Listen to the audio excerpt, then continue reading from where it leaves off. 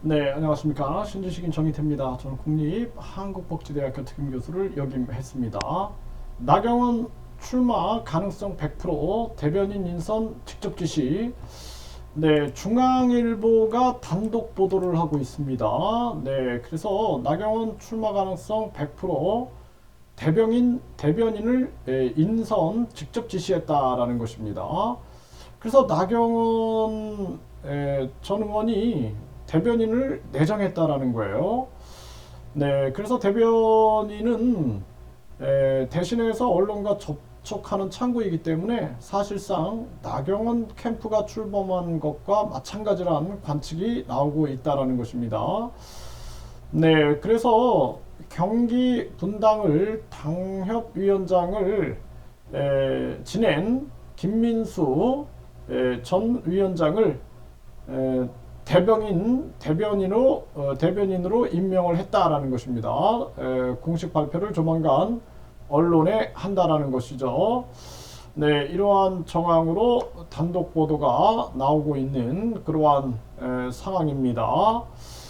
네, 중앙일보가 보도했기 때문에 거의 확실치 않겠는가 이런 생각을 하게 됩니다.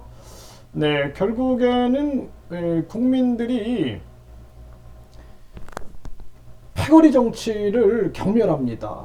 네, 그래서 정치는 패거리 정치가 되면 안 된다. 다양한 사람과 소통하면서 전개가 돼야지 윤핵관이다 뭐 해가지고 패거리 정치로 몰아가면은 정치는 절대로 발전될 수 없다. 그리고 가장 중요한 것은 국민들의 목소리를 들어야 된다라는 거예요.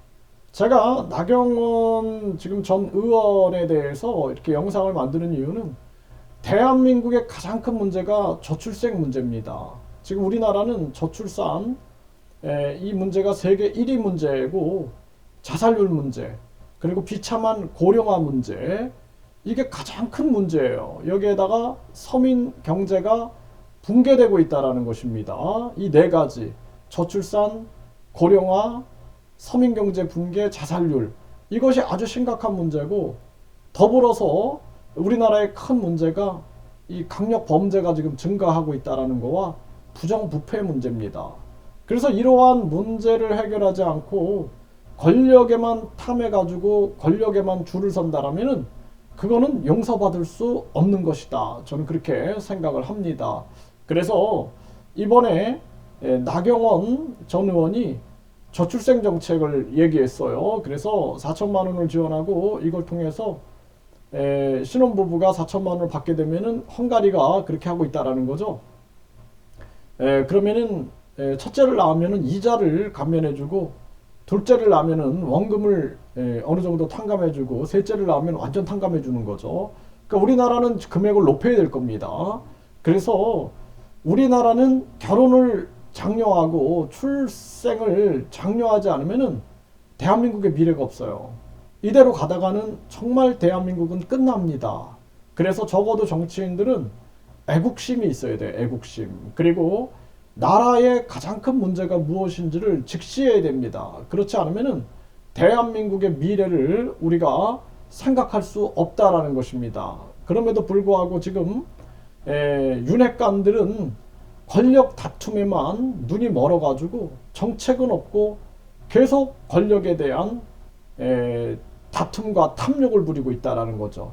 이거는 있을 수 없는 일이고, 윤 대통령도 지금 당무에 자꾸 개입을 해서는 안 된다.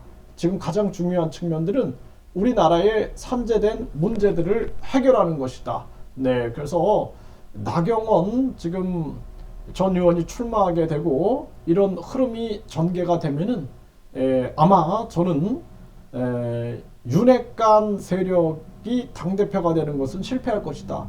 공천권을 가지고 흔드는 그러한 것은 무너질 것이다. 저는 그렇게 보고 있고, 그나마 조화와 균형이 맞춰지지 않겠느냐 이런 생각을 하게 됩니다.